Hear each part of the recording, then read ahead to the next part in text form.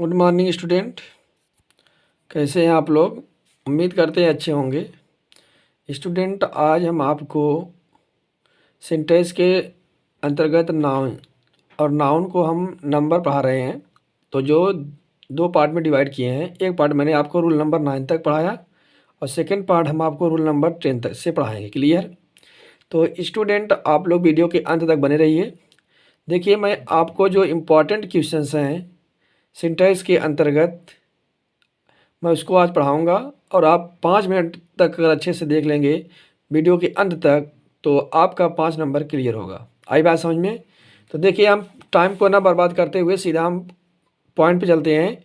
आइए rule number 10 पर। जब कोई नाउन किसी कंपाउंड वर्ड में एडजेक्टिव का कार्य करता है तो वह हमेशा सिंगुलर में ही प्रयोग होता है। ध्यान दीजिएगा। एक कह रहा है क्या कि अगर कोई नाउन है और वह कंपाउंड वर्ड में है और वह एडजेक्टिव का काम करता है, मतलब विशेषण का। कंपाउंड का मतलब संयुक्त, यानी 2-3 वर्ड जब मिल करके एक ही शब्द अर्थ की रचना करते हैं तो हम उसको कंपाउंड वर्ड बोलते हैं। क्लियर? और सिंगुलर वर्ड में एक वचन में, जैसे ए देखो, ए 10 रुपी नोट है, ए 3 माइल रन है, ए 5 ईयर्स ओल्ड है, ए 4 मील क्या है, रेस है। तो 3-4 वर्ड मिल करके एक ही शब्द की रचना की है हिंदी में, इसलिए ये क्या है, हमेशा एक वचन में है। जैसे ही give me a 5 rupee note. अब 5 रुपीज नोट में तो रुपीज में बहुवचन होगा ना, तो यहाँ पर संख्या लगी है तो इसका मतलब यहाँ पर रुपी होगा। तो हमने सही क्या किया कि he give me a 5 rupees note. Clear? My brother is a 10 years old. इसका सही क्या होगा? My brother is a 10 year old. Roll number 11 पे आइए। समाचार पत्रों तथा पुस्तकों के नाम तथा कुछ देशों के नाम चाहे वे देखने में बहुवचन ही क्यों न हो, अर्थ में वे हमेशा सिंगुलर ही होते हैं। मतलब कुछ न्यूज़पेपर हैं, कुछ बुक हैं, कुछ कंट्री हैं, अगर वे देखने में भले बहुवचन लगते हैं लेकिन वे होते हैं एक वचन में। जैसे the United states of America. अब यहाँ पर स्टेट्स लगा, इसका मतलब बहुवचन नहीं, एक वचन है। Has made great progress in science. संयुक्त राज्य अमेरिका ने साइंस के क्षेत्र में बहुत अच्छा प्रगति किया।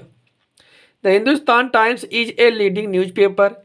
हिंदुस्तान टाइम्स जो है वह एक नेताओं का पत्र है, मतलब इसमें हमेशा नेता के बारे में दिया रहता है, चुनाव के बारे में दिया रहता है। The Arabian Nights is a famous book. अब यस लगा नहीं, बहुवचन होगा, एक ही वचन होगा, तो यहाँ पर ऐसे अरबियन नाइट्स एक बुक है, एक फेमस बुक है, बहुत प्रसिद्ध पुस्तक। आइए रूल नंबर 12 पे चलते हैं।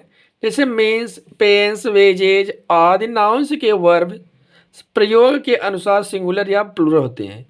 मीन्स का मतलब होता है, पेंस माने दर्द होता है, वेजेज माने भार होता है। इसके दो अर्थ में प्रयोग होते हैं, सिंगुलर में भी और प्लूरल में भी। जैसे मीन्स जब विधि या माध्यम के अर्थ में प्रयोग होता है, जब इसका अर्थ हम विधि या माध्यम के अर्थ में प्रयोग करते हैं तो यह सिंगुलर और प्लूरल दोनों में प्रयोग होता है। आई बात समझ में?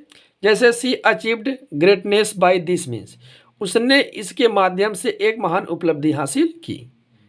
तो यहाँ पर दीज भी हो सकता है। आई बात समझ में? Every means has been tired.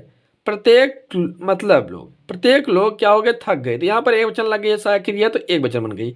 अगर क्रिया एक वचन की लगेगी तो एक वचन बनेगा, बहुवचन की लगेगी तो बहुवचन बनेगा। आई बात समझ में? देखिए, परंतु जब मीन्स का प्रयोग आय माने कमाई अर्थ में हो तो यह हमेशा बहुवचन में होता है। जैसे माई मीन्स आर लिमिटेड। जो मेरी कमाई है, इनकम है, आय है, वो लिमिट है, मतलब सीमित। उसी तरह से पेंस का तात्पर्य कष्ट, प्रयत्न, ट्रबल, एफर्ट। इसका सिंगुलर तथा प्लूरल में प्रयोग होता है। जैसे great pains were taken to please the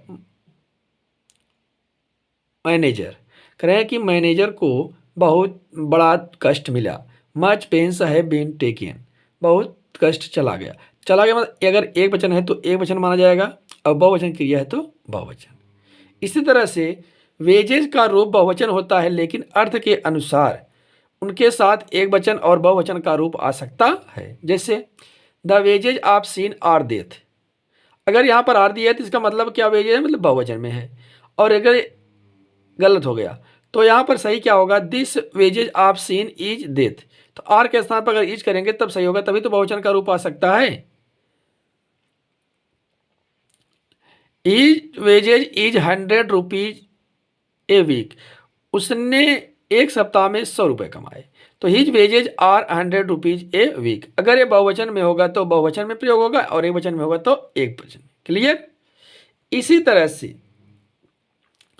brother cloth fees आदि कुछ नाउन्स ऐसे हैं जिनका प्रयोग बहुवचन में हो तो दो रूप में होता है और दोनों के अलग अलग भिन्न भिन्न मतलब अलग अलग अर्थ होते हैं। जैसे ब्रदर, अब ब्रदर में इसका प्रयोग जब ब्रदर्स होता है बहुवचन के रूप में। क्लियर।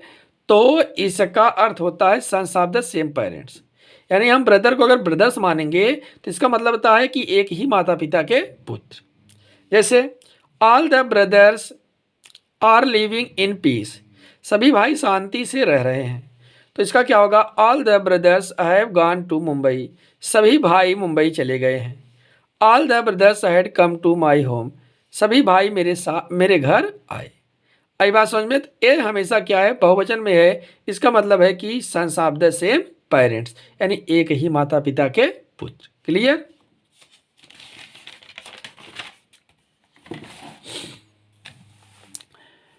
और जब इसका बहुवचन ब्रदरेन होता है तो इसका अर्थ होता है मेंबर ऑफ ए सोसाइटी। अगर ब्रदर्स है तो सेम पेरेंट्स सन होंगे, और अगर ब्रदरेन है तो ए समाज के भाई होंगे, मेंबर। जैसे वी आर ऑल ब्रदरेन, हम सभी क्या हैं, भाई हैं। अगर हम कहीं जाते हैं मीटिंग में, कहीं स्कूल में कहते हैं हम सभी भाई हैं, तो इसका मतलब वहाँ पर ब्रदर्स नहीं होगा, वहाँ पर ब्रदरेन होता है। क्लियर, शुद्ध रूप से। तो ब्रदरेन का प्रयोग आजकल बहुत कम ही होता है। सभी लोग कहते हैं वी आर ऑल ब्रदर्स, लेकिन एक सही नहीं है। क्लॉथ्स, जब इसका बहुवचन क्लॉथ्स CLOTHES होता है तो इसका तात्पर्य kinds are pieces of cloths, यानी बिना सिले हुए कपड़े। सीधी सीधी बात समझिए, अगर हम क्लॉथ का बहुवचन CLOTHES लिखते हैं तो इसका मतलब होता है बिना सिला हुआ कपड़ा। जैसे देयर आर वेरियस, अब वेरियस यहाँ पर लिखेंगे आप class CLOTHES, various cloth in the shop. कह रहे हैं कि दुकान पर बहुत सारे कपड़े हैं, तो अब दुकान पर बहुत सारे कपड़े हैं अगर, तो वहाँ पर तो बिना सिले हुए हैं ना। आई बात समझ में। जब इसका तात्पर्य बहुवचन क्लॉथ्स CLOTHES हो तो इसका मतलब है गारमेंट, यानी सिला हुआ कपड़ा। आई बात समझ में। जैसे we wear warm cloth in the winter, हम लोग ठंडी के समय में गर्म कपड़े पहनते। अगर इसी में हम कह दें कि वेरियस CLOTHES तो इसका मतलब है दुकान में बहुत सारे सिले हुए कपड़े हैं। आई बात समझ में।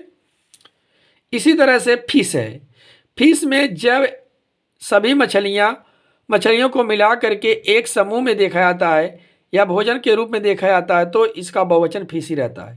जैसे समुद्र में कहीं है, कुएं में है, तालाब में है, सब जगह एक ही है, तो अगर हम उसको चाहे कितनी भी प्रकार की मछलियाँ हो, लेकिन उसका बहुवचन क्या करेंगे, फिश ही करेंगे। क्लियर।